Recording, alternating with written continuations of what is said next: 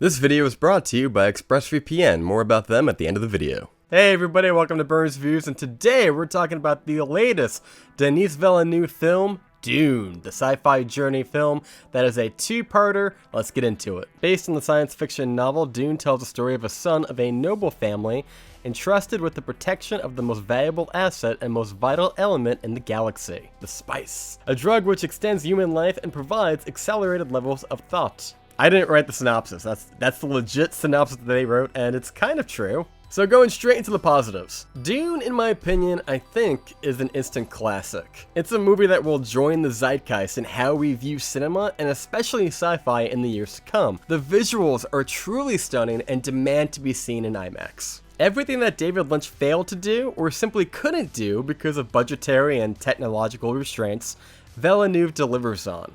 The cast is pretty solid. You got Oscar Isaac, Rebecca Ferguson, Josh Brolin, even what's his name, Drax. They're all great. Unfortunately for me, that's where the pros stop.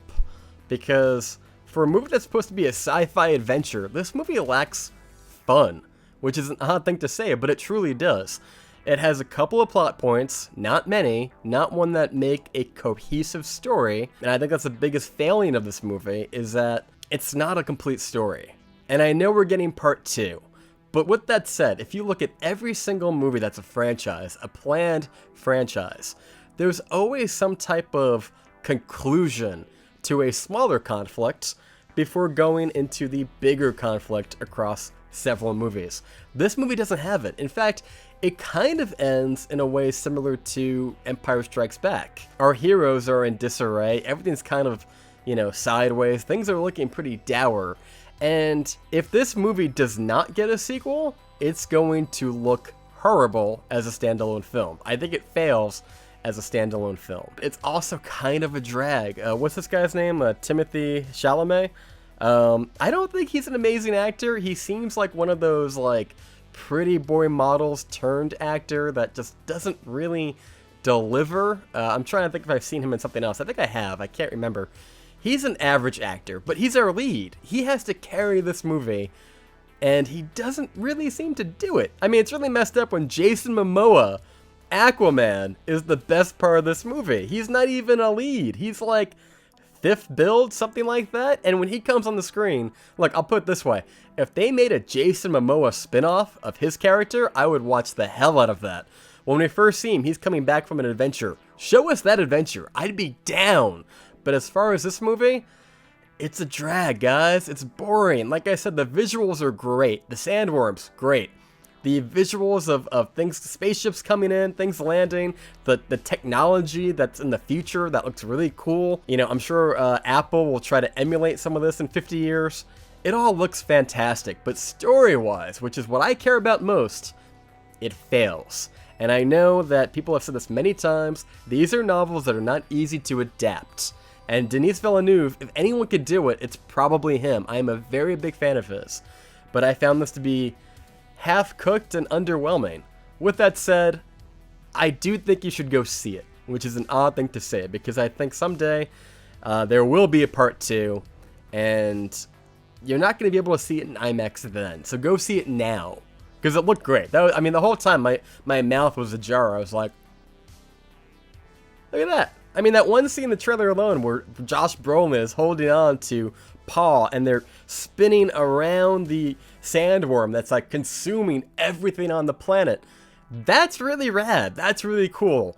But I was so bored whenever they went into the whole monologues of what's going on. If you're going to this movie to see Zendaya, I think you're going to be very let down. She's in the trailers. They have her using different guns. She is seen for 5 minutes in the end of the movie. And look, I know, part 2 is coming. Part 2 is coming. That's what people are going to keep telling me in the comments. Part 2 is coming. I know. But if I'm just grading this movie on this alone, I think it's very hollow and empty from a narrative point of view. I think people who were fans of iterations that came before it, the David Lynch people and the people who love the books, if you know the story by heart, I think it's a lot better going into it, so I would recommend it. And if you're new to it, us newbies, I will give Villeneuve his due. He did a very good job portraying this film in such a way that you can understand it even if you have no reference point to it, but it is a film that I do think demands multiple viewings to fully understand what's going, because it does throw a lot at you despite its very long runtime. It's decently paced. I wanted to love this movie, but I didn't. I found the characters to be kind of bleh, kind of generic, and I don't know who's to blame in this situation. Maybe the script? I don't know. I also thought that Timothée Chalamet could have been a little bit better. So it's with that said that I'm going to give this movie a 6.8 out of 10.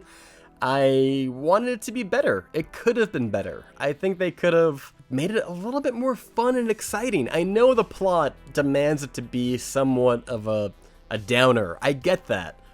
But you could have done something to make these characters more likable and, yeah, you know, I don't know how to put it. I need to see it again.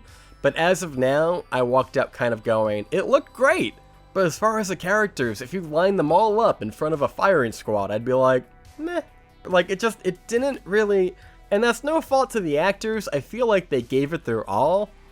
They're just not, there's no reason why I should care about any of these characters, which is the biggest failing of Dune. This just felt like a series of plot points that went nowhere. But until next time, guys, thank you so much for watching. I have been John, you just got burned, and we will see you next time. Whoa. Wait, I almost forgot. I want to give a huge thank you and shout out to ExpressVPN, friend of the channel and protector of my online data, because they're giving away 3 months free on a 1-year pack to all my Burns Reviews viewers using the link in the description below. It's a product I use 100% of the time I'm on the internet, on my phone, or computer that allows me to bypass content restrictions when I travel and ensures my data is 100% private and safe whenever I connect to the internet. You can take back your internet privacy today by clicking the link in the description below to find out how you can get 3 months absolutely free. You wouldn't walk around Arrakis without a still suit, would you? Well, with ExpressVPN, it's like putting your own personal thumper in the sand and avoiding all those pesky sandworms. Go and check out ExpressVPN in the link below to find out how you can get started today. And until next time, guys, thank you so much for watching. I will see you next time.